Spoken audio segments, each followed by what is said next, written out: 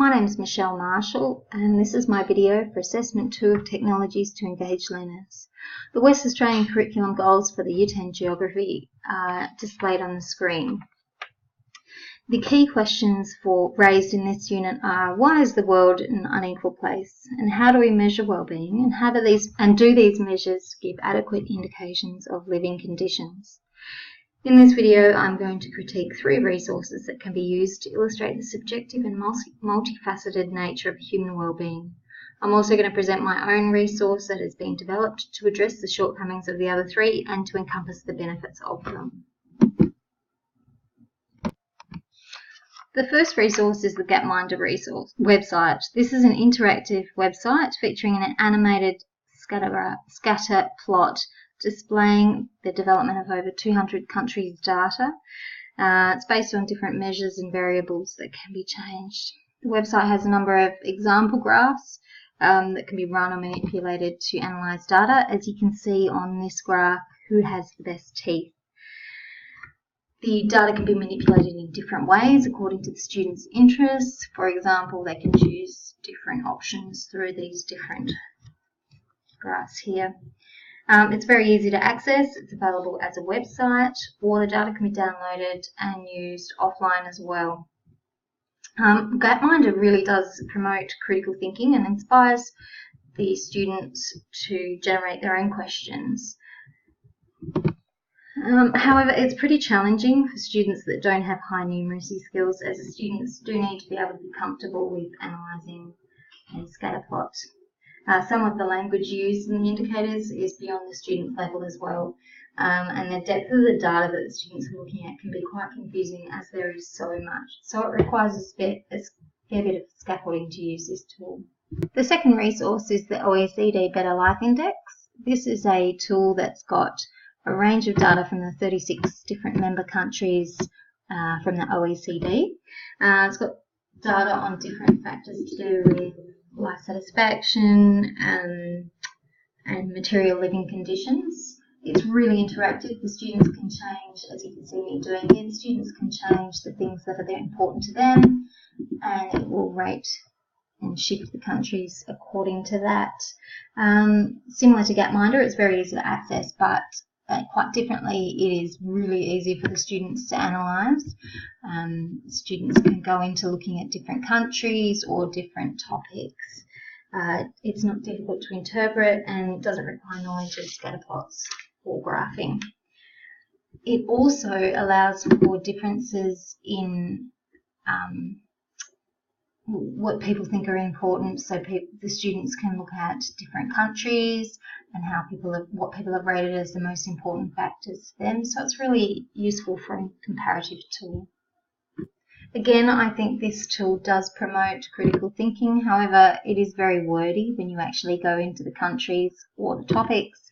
That can be really confronting for some of the lower literacy students, and they can really balk at that. It's also based on the member country data, so it doesn't really give you a global picture of well-being. There's enough water for Mumbai 60 million residents, so in the slums, water is rationed. The third resource I'm showing is Slumming, which is a documentary featuring Kevin McLeod, where he's going to Dharavi in Mumbai. This is a great resource to use for the students to teach an abstract concept of well-being in a really experiential sort of way, particularly for students who haven't ever travelled much or haven't watched similar documentaries. It's a great tool for students to engage with the topic beyond the simply academic sort of concepts and statistics. The language used and the pace of the documentary is relatively easy enough for the students to grasp and follow. I think it does promote critical thinking, causing students to really question whether money and a nice house and sanitation is really critical for well-being, given that these people here have so little and are so happy. The disadvantages of a documentary, as with all documentaries, is that it contains so much, and to stop and start it loses the momentum of the story and the feelings. And documentaries need to run across a couple of periods, and a really good worksheet is needed to draw in the meaning, but a lot of students can go two ways with the worksheet, where they don't like filling it out, or they can just watch this documentary for the right answers to write on the worksheet and miss a bit of the content. The resource that I've developed is a blog. It would be a blog for the whole term's work, and a series of student blogs is also contained within that. I guess in some ways the blog does act as a placeholder for the content that we would go through in class, but it also, through the student blogs, would allow for reflective blogging and discussion and that collaboration which I think is missing from those other tools. I think it would really allow for authentic learning through this blog. I would also contain links to different tools and more to engage students further with the content. The students would be required to write a weekly blog as a reflective blogging style, I guess, but those with a lower literacy could write in a couple of dot points, and it would only be required once a week for those who don't have internet access at home. In the case of the documentary, I think that I would have the students have the blog in front of them. Students would have access and it would work almost as an online chat room during the documentary. I'd identify some key themes for the students to work through, and I'd let the students chat about the documentary as it plays. I've given some examples here of what it might possibly look like. I think this would allow for the opportunity for true collaboration.